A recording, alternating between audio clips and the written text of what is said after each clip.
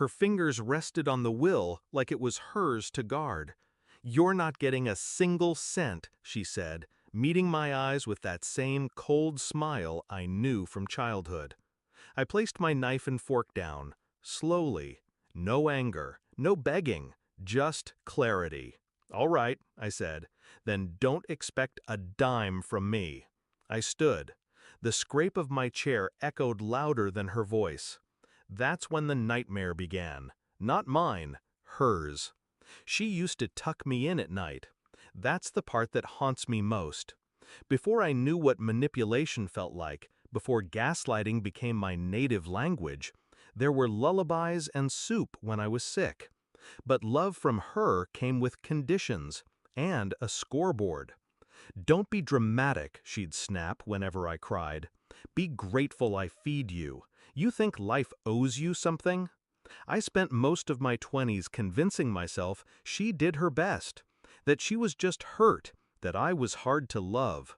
Then Dad died, and suddenly the truth stopped knocking. It kicked the door in. We were sitting in the lawyer's office when I saw it. One page. A clean, sharp signature at the bottom. Everything, house, investments, pension, left to her. My name wasn't on a single line. When I looked at her, she didn't even flinch. "You're doing fine," she said. "You don't need it."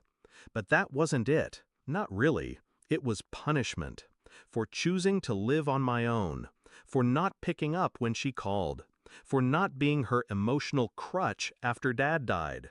Love, in her world, was currency. And apparently, I was broke.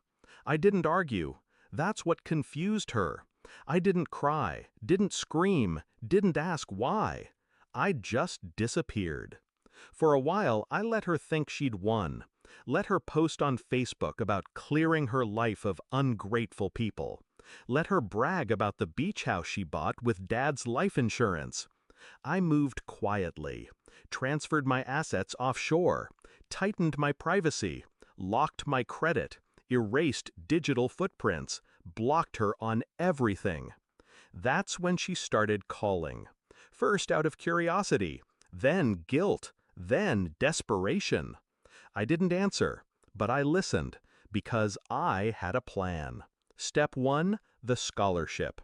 I took a portion of the inheritance she should have shared and started a scholarship in my father's name. Requirements? Must have lost a parent. Must be estranged from the surviving one. Applicants flooded in. She found out through a news article. Her face, tight with rage, was tagged in the comments. "Isn't this your daughter's work? So generous! Why didn't you help fund this? It's in your husband's name." She emailed me. "Why are you doing this to me?" I didn't reply, just forwarded it to a journalist I knew. Headline: "The daughter who turned betrayal into benevolence." Step 2, the audit. I filed a quiet complaint with the Department of Revenue, anonymously. Attached were records she thought she'd deleted. Old emails, forged receipts, offshore accounts. Turns out, misreporting property gains and dipping into life insurance in someone else's name isn't just morally disgusting, it's illegal. They froze her accounts in under 6 weeks. She came to my apartment, uninvited. She was thinner, makeup cracked under her eyes, voice shaking. "You've ruined me," she whispered. I opened the door just enough for her to see I was fine. "No," I said, "you did that. I just handed you the mirror." She tried to sue me, didn't go far. Every lawyer she approached turned her down. Quietly, of course. Most of them had worked with me, or owed me favors, or remembered the scholarship. Then came the foreclosure. The house she bragged about, the one bought with stolen love, gone. Auctioned. Bought by a company I owned through 3 shells. I let her stay. 2 months. I let her live in a home I now owned. No rent.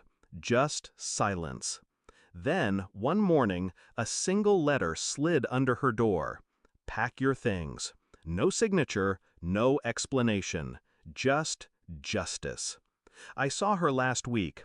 She was sitting on a bench outside a legal aid office, clutching a broken purse and a face full of bitterness. She looked up. Recognition flickered. But I didn't stop. I just walked past her. Because the thing about revenge is, it doesn't always end in screams. Sometimes it ends in silence. In the sound of a door closing gently behind you and not opening again. She placed her hand on that will like she was sealing my fate. She thought she was cutting me out, but all she did was cut herself off from the only person who ever would have stayed. She said I wouldn't get a cent. Now she has nothing, and I'm doing just fine.